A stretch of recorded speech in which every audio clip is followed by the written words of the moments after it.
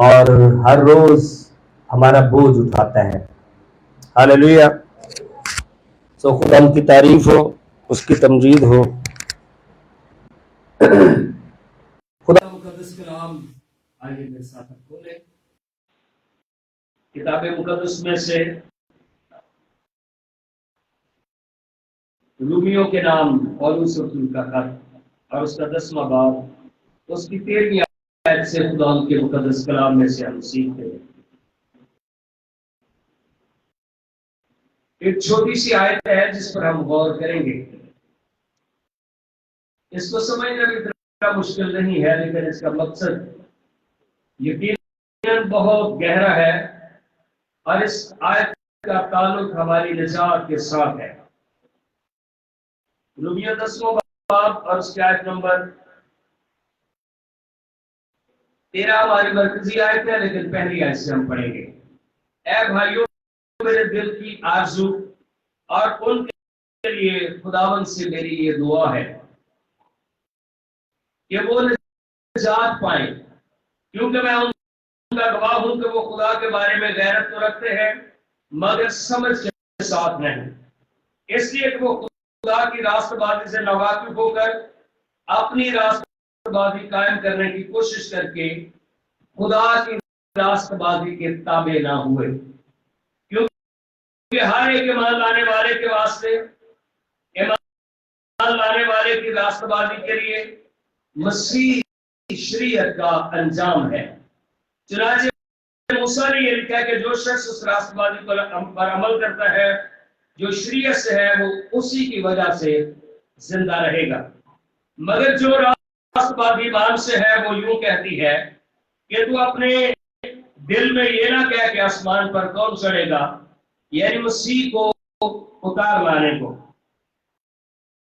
या गहराओं में कौन उतरेगा, यानी मसीह को मुर्दों में से जिलाकर ऊपर लाने को, बल्कि ये कहती है ये कि कलाम तेरे नजदीक है, बल्कि तेरे मुंह और तेरे दिल में है।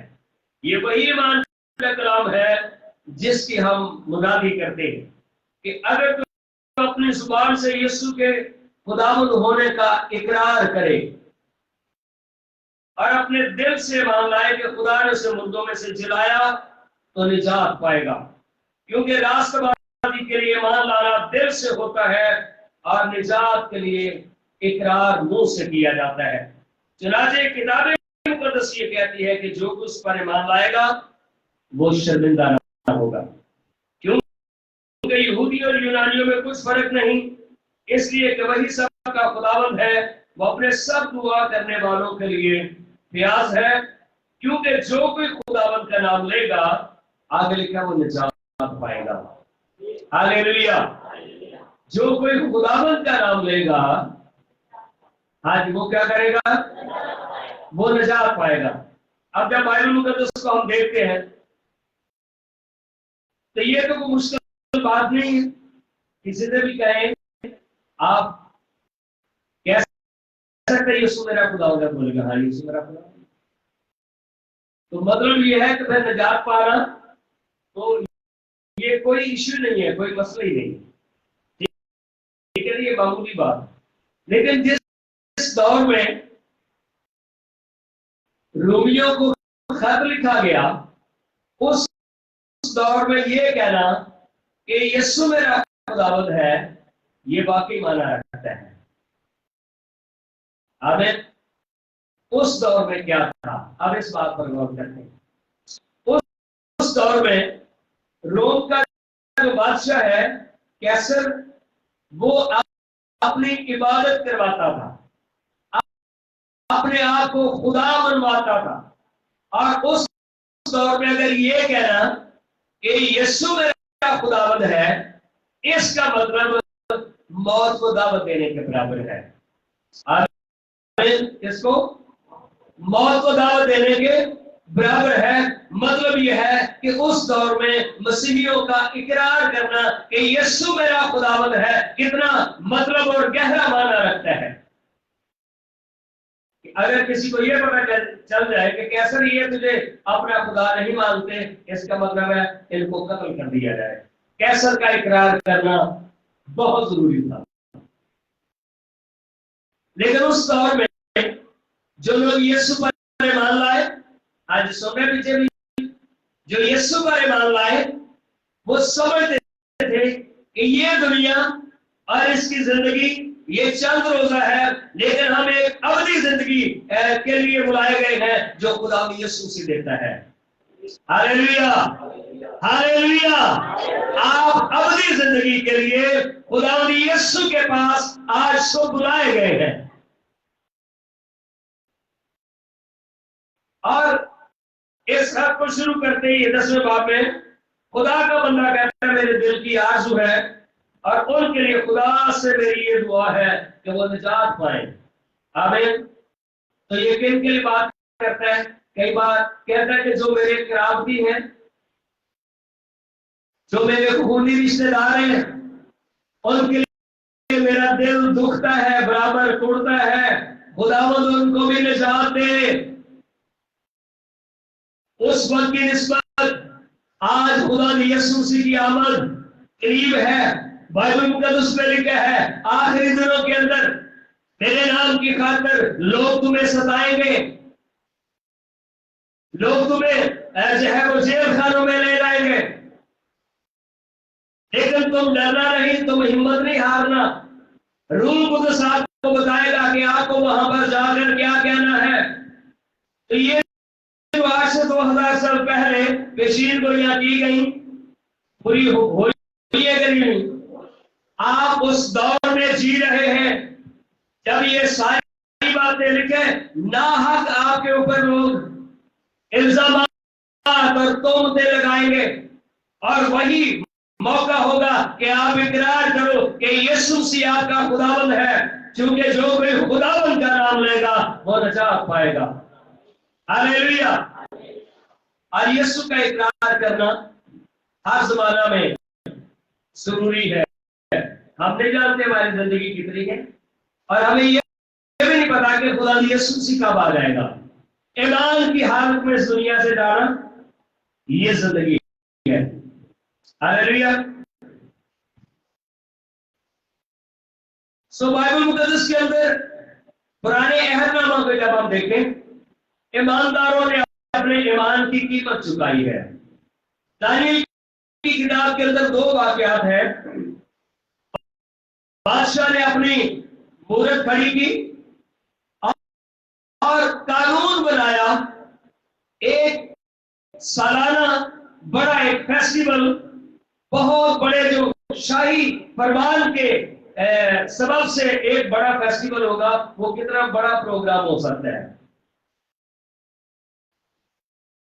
बादशाह ने अपनी मूरत खड़ी की और हुक्म क्या था?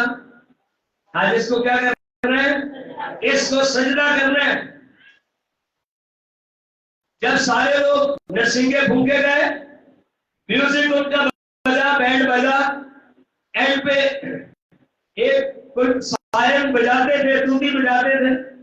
जब वो तूती बजेगी तो सबने फिर क्या करना है? सामने बादशाह को उसकी मूरत को सजदा करना है। पर 3 लोग खड़े रहे।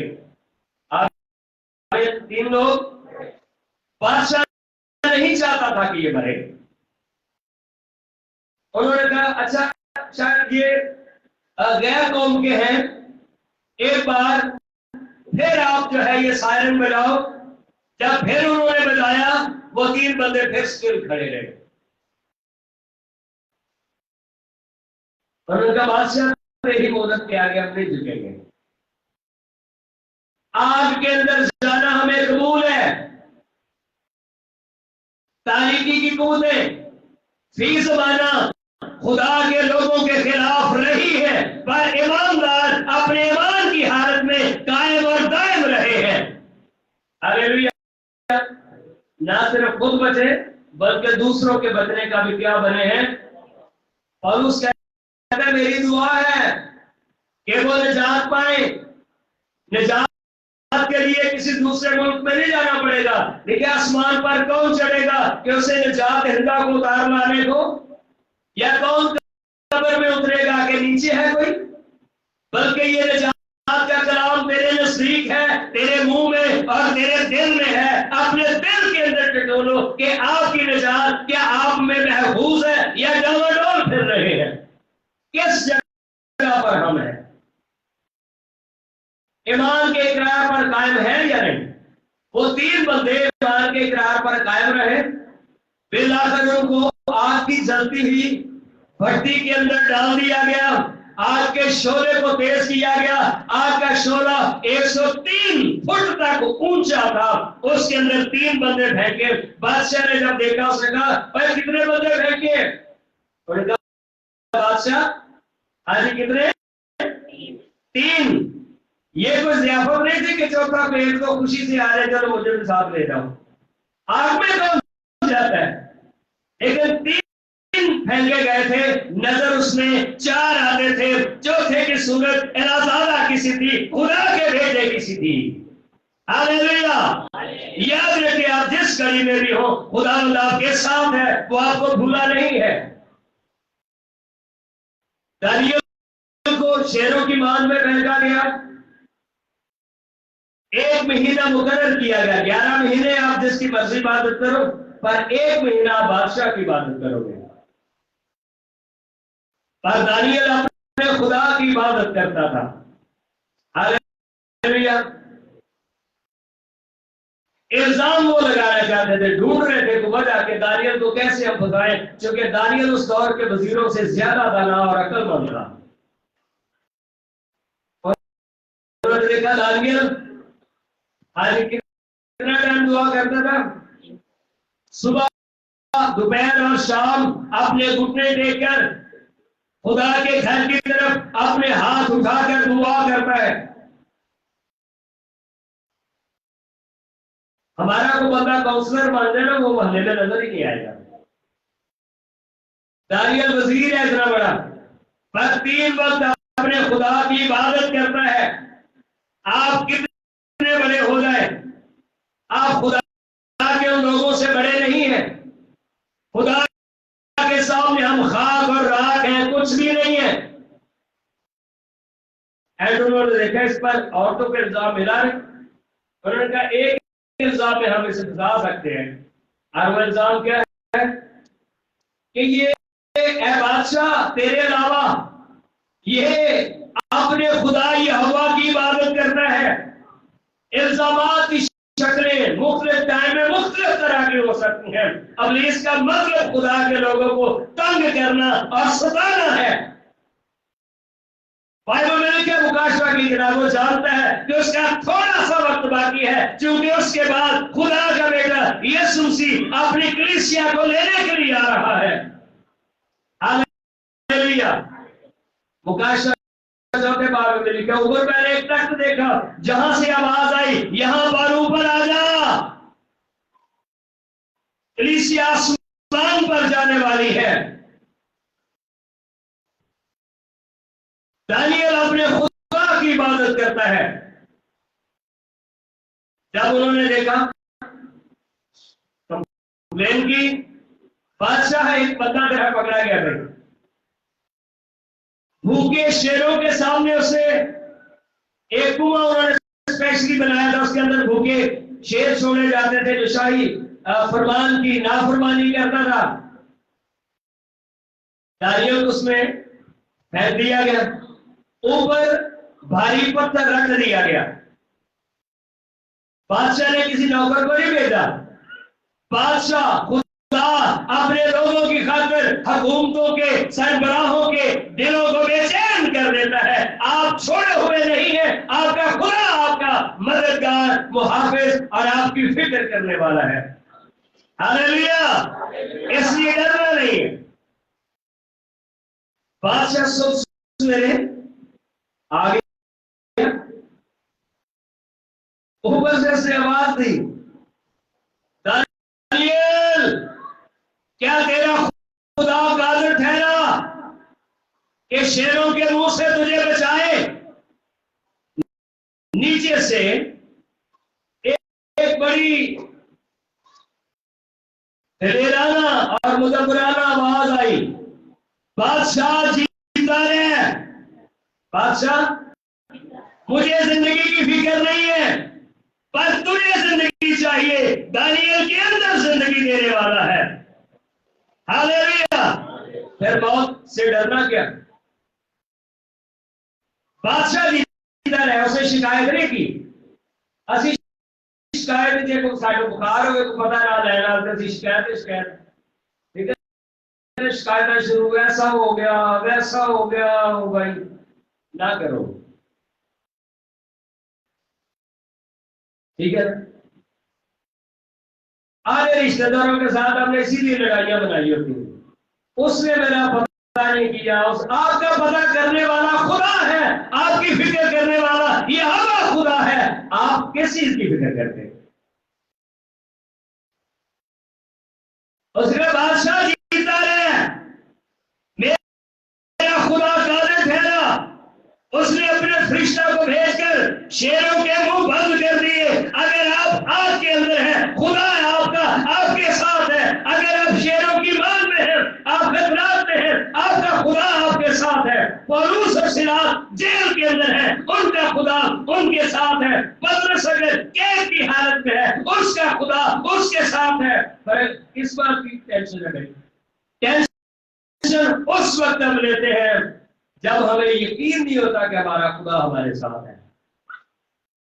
ठीक है, कौन चलेगा उसे आसमान पर ले जाने के लिए? क्या उसे उतार के लाए कि भाई आ दो मैंने निजात दे? वो तेरे नजदीक है, फिर कहां पर है?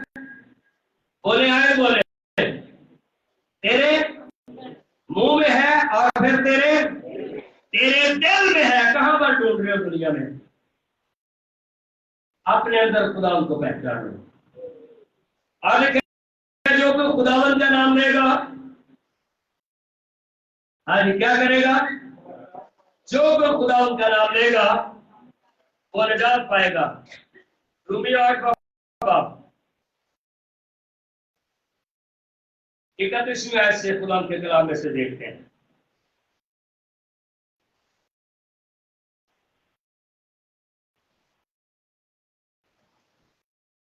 बस हम इन बातों की बाबत क्या कहें? अगर खुदा हमारी तरफ है तो कौन हमारा मुखालिफ है? हालेलुया। अगर खुदा हमारी तरफ है कौन हमारा मुखालिफ है? खुदा के लोगों ने जड़ामाला में बहुत दुख उठाया है। इस वक्त पूरी दुनिया की हुकूमतें मसीहियों की फेवर में खड़ी हो गई है। आपको किस बात टेंशन?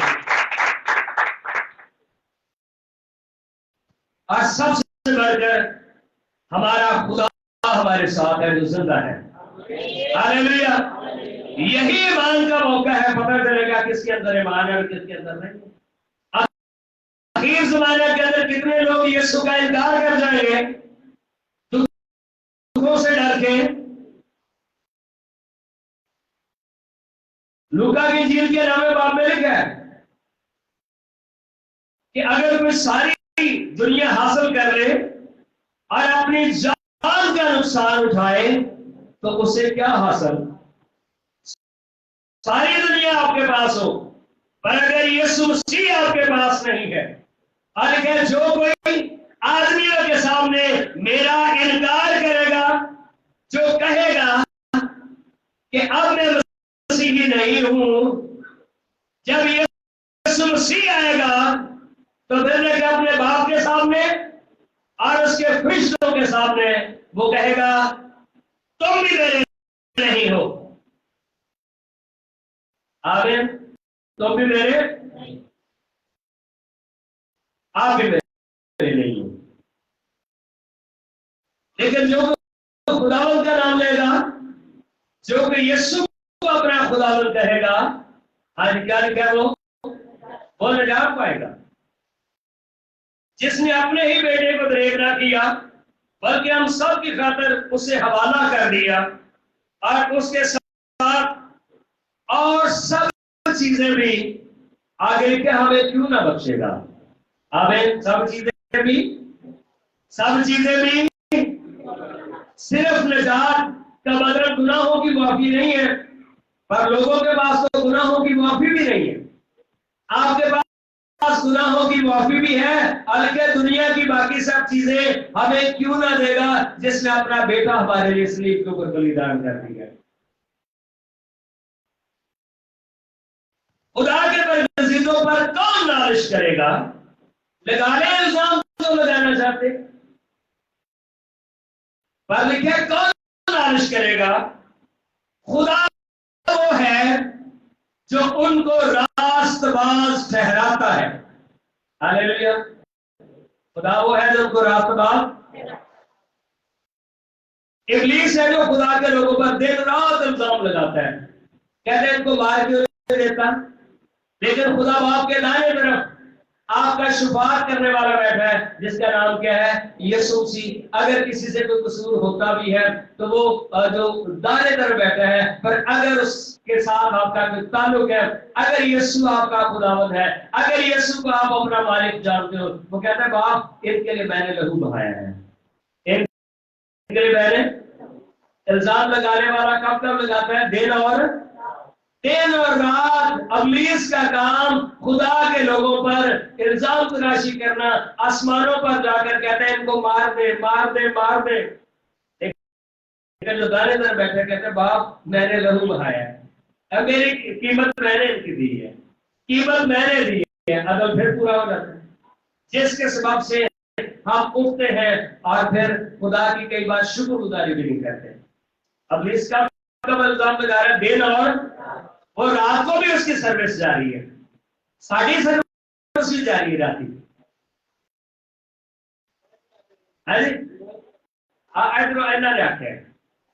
साड़ी सर्विस जारी है, पर बाइबल में क्या है? खुदा के बरगज़ीदों उसे आराम ना लेने दो। आप सिताइश और प्रस्तश और हम्द और मुनाजात, दूसरों के लिए दुआएं खुदा के हुजूर करते रहो। आप दूसरों के इंटरसेसर वकील बनो, कौमों के लिए दुआ करो, उम्मतों के लिए दुआ करो, दुनिया के ईमानदारों के लिए दुआ करो, गुनहगारों की निजात के लिए दुआ करो, अपने मुल्क की सलामती के लिए दुआ करो, निजात के काम के लिए दुआ करो, और फिर रूहें जीत कर खुदा के बादशाह। हालेलुया। कैसे जाओ? और है जो मुजरिम ठहराएगा? मसीह वो है जो मर गया बल्कि मुर्दों में से जी उठा और खुदा की दाहिनी तरफ है और हमारी शफाअत करता है। कौन हमको मसीह की मोहब्बत से जुदा करेगा? मुसीबत या तंगी या जुल्म या काल या नंगापन या खतरा या तलवार। सुनाते लिखा है कि हम दिन भर जान से मारे जाते हैं, हम तो ज़बह होने वाली भेड़ों के बराबर गिने गए, मगर उन सब हालतों में उसके वसीला से जिसने हमसे मोहब्बत की, हमको फतह से बढ़कर गलबा हासिल होता है। हालेलुया। एक दिन खुदा की कलीसिया गालिब आकर आसमानों में होगी। हालेलुया। कहां पर होगी? अभी अपने गीत गाया था, हसरत तेरे प्यार में। यीशु बड़ा बेताब है और खुदावंद ने अपने बंदे हसरत को अपने पास बुला लिया। कितने खादमीन उनके जनाजे में ऑनलाइन फेसबुक पे मैं शेयर करता रहा। खुदा के बंदे ने जमीन पर काम किया। अभी उठने का वक्त है हमारे लिए, सबके लिए एक जैसे। लोगों को बचाए, लोगों के पास जाए, लोगों को अंजील सुनाए, अपने रवैये पर गौर करें, अपने आप को झुकाएं। बाइबल में क्या है? जो बड़ा बनना चाहता है वो छोटा बने। अगर तो आपको बात करके चला जाता है, आप छोटे नहीं हो गए, पर बनो आप छोटे, कुछ नहीं होता यीशु की खातिर। और जो अव्वल आना चाहता है वो अपने भाइयों का, आयत मुकम्मल करो, अपने भाइयों का लिखा है गुलाम बने। क्या बने? अपने भाइयों का गुलाम बने। जब तक गेहूं का दाना जमीन में गिरकर मर नहीं जाता, अकेला रहता है। फल लाना चाहते हो तो खादम बनो, खुदावंद की बेटियां बनो, खुदावंद की खादमाएं बनो। अंजीर का पैगाम लोगों तक अपने रवैये से लोगों को खुदावंद के पास लाओ। ऐसी करंट बड़ी बात है तो साढ़े बच्चे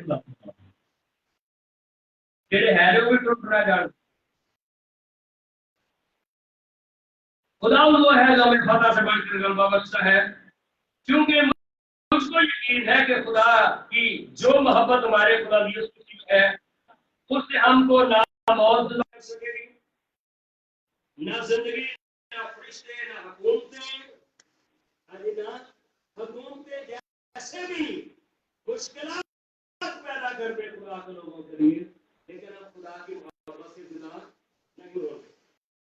ना हाल की चीजें, ना इस्तकबाल की यानी मुस्तकबिल की, ना कुदरत, ना बुलंदी, ना पस्ती, ना कोई और मखलूक, दुनिया की कोई चीज हमें खुदा की मोहब्बत से जुदा नहीं कर सकती। जो भी खुदावंद का नाम लेगा, आज वो क्या करेगा?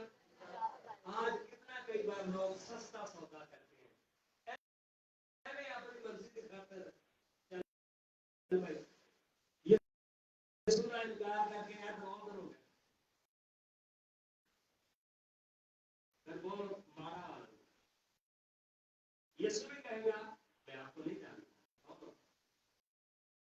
और जिसको उसने कह दिया कि मैं आपको नहीं जानता, इसका मतलब फिर सीधा जहन्नम है, जो कल पूछने वाली आग नहीं है।